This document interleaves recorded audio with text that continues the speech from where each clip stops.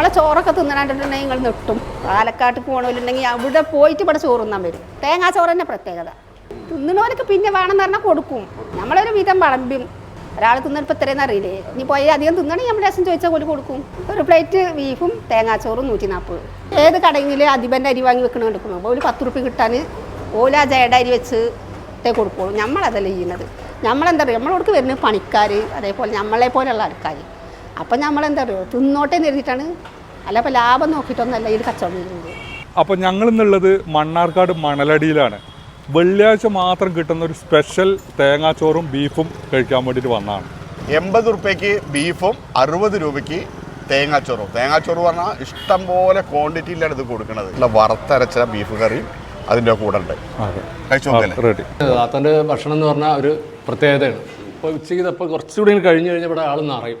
തേങ്ങാച്ചോറും beef കറി, അതാണ് ഇവിടുത്തെ വെള്ളിയാഴ്ച സ്പെഷ്യൽ. താത്ത എത്ര വേണ്ട എങ്ങനെ വേണ്ടെന്നാ ചോദിക്കുക, ഇഷ്ടമുള്ളത് തരും. സൂപ്പറാണ്. കണ്ടേ കാണില്ല നിങ്ങൾ ഇതാ. ഞെട്ടിച്ചു. ഇവിടെ ഈ മല്ലടികളിൽ എല്ലാവർക്കും അറിയാം ഇവർ നല്ല നല്ല രീതിയിലാണ് ഭക്ഷണം കൊടുക്കുന്നത്. തേങ്ങാച്ചോറ് നെയ്ച്ചോറ് ഉണ്ടാവും, തേങ്ങാച്ചോറുണ്ടാവും, ബിരിയാണി ഉണ്ട്, വെറുംചോറുണ്ട്, ചിക്കൻ ബിരിയാണി ഉണ്ട്, ബീഫ് ബിരിയാണി ഉണ്ട്. 90. ഇത് നമ്മളൊരു പ്ലേറ്റാണ് വിളമ്പണത്. എനിക്ക് 4 പേരക്കുട്ടികൾ, ചെറിയ ചെറിയ കുട്ടികൾ. നമ്മളെ ഭക്ഷണമാണ് ഒരു കഴിക്കും. നമ്മളും ഇവിടുന്ന് കൊണ്ടുപോയി രാത്രി ഇവിടെ ബാക്കിയുണ്ടെങ്കിൽ കൊണ്ടുപോകും. നമ്മളും ഇവിടുന്ന് കഴിക്കണതാണ്. നമ്മൾ തിന്നണില്ലേ, നമ്മളെങ്ങനെ വേറെ ഒരാൾക്ക് കൊടുക്കുമോ? നമ്മൾ ഭക്ഷണം ഞാൻ ഒരാളെ കൊണ്ട് വെപ്പിക്കലില്ല. പൊറോട്ട മാത്രമേ ചൂടുള്ളൂ, ബാക്കിയുള്ള എല്ലാ ഫുഡും ഞാൻ ഉണ്ടാക്കണം. സാധാ ഭക്ഷണം എന്നാണ് ആൾക്കാർ പറയുന്നത്. വീട്ടിൽ നിന്ന് തിന്നണമായിരുന്നു ചോറും ഇതൊക്കെ തിന്നേണ്ടത് വീട്ടിൽ നിന്ന് തിന്നണമായിരുന്നു എന്നാണ് പറയുന്നത്. ഞാൻ പൊതുവെ ചായ കച്ചവടം കുറേ കാലമായി തുടങ്ങി. എൻ്റെ 14 വയസ്സിൽ തുടങ്ങി. നമ്മൾ അരിപ്രശ്നം ഗജനതാണ്ടില്ല ഇവൽക്കൊക്കെ കൊടുക്കണില്ലേ, അതന്നെ നമ്മൾ മെയിൻ ഉദ്ദേശം. 80 റുപ്യൻ്റെ ബീഫ്, 60 റുപ്യൻ്റെ തേങ്ങാച്ചോറ്, അതിൻ്റെ ഒപ്പം ബീഫിൻ്റെ തേങ്ങ അരച്ച ഒരു കുറുമ, തൈര് സലാഡ്, അച്ചാറ്, പപ്പടം, ഇതൊക്കെ പാടെ ചേർത്തിട്ടാണ് 140 റുപ്യ. ഞങ്ങളൊരു ബീഫ് മേടിച്ചിട്ടുള്ളൂ. ഒരു ബീഫിന് ഇഷ്ടം പോലെ ക്വാണ്ടിറ്റി ഉണ്ട്. അപ്പോൾ ഇത് കഴിച്ചിട്ട് വേണമെങ്കിൽ വാങ്ങിക്കാമല്ലോ വിചാരിച്ചിട്ട് ഒന്ന് മേടിച്ചിട്ടുള്ളൂ. എന്താ 60 റുപ്യക്ക് ഇഷ്ടം പോലെ പടം.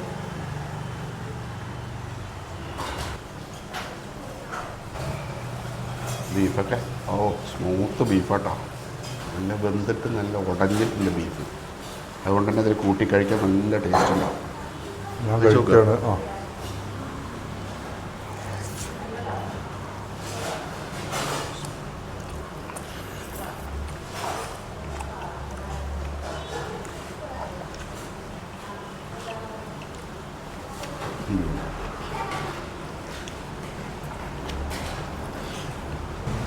പണ്ടെല്ലാവരും വീട്ടിലെല്ലാവരും ഒത്തുകൂടുമ്പോഴേ ആദ്യം പാപ്പാൻ്റെ മോരൻ എന്താണ് തേങ്ങാച്ചോറ് ഉണ്ടാക്കുക പോലെ, തേങ്ങാച്ചോറും ബീഫും അല്ലേ? ആ ഓർമ്മയിൽ സത്യം പറഞ്ഞാൽ ഇത് കഴിക്കുമ്പോൾ ഫീൽ ചെയ്യണം. അല്ലെങ്കിൽ നമ്മൾ നെയ്ച്ചോറ്, ബിരിയാണി, സാദാ ചോറ്. സംഭവം ഒരു ബീഫ് പോരാട്ടോ, ഒരു ബീഫ് കൂടി തരാൻ പറയാം. സംഭവം സൂപ്പറായിരുന്നു. അത്താ ഒരു ബീഫ് കൂടി തരും. നല്ല കുറുന്നനുള്ള ബീഫ് കറി ഉണ്ട് കേട്ടോ. ഒന്നും കൊണ്ട് മതിയാവുന്ന വിചാരിച്ചത്, പക്ഷെ ടേസ്റ്റ് കൊണ്ട് രണ്ടാമത്തെ കൂടി വാങ്ങി.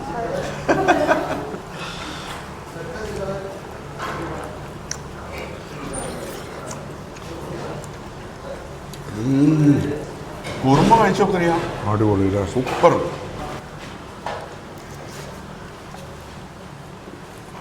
ബീഫ്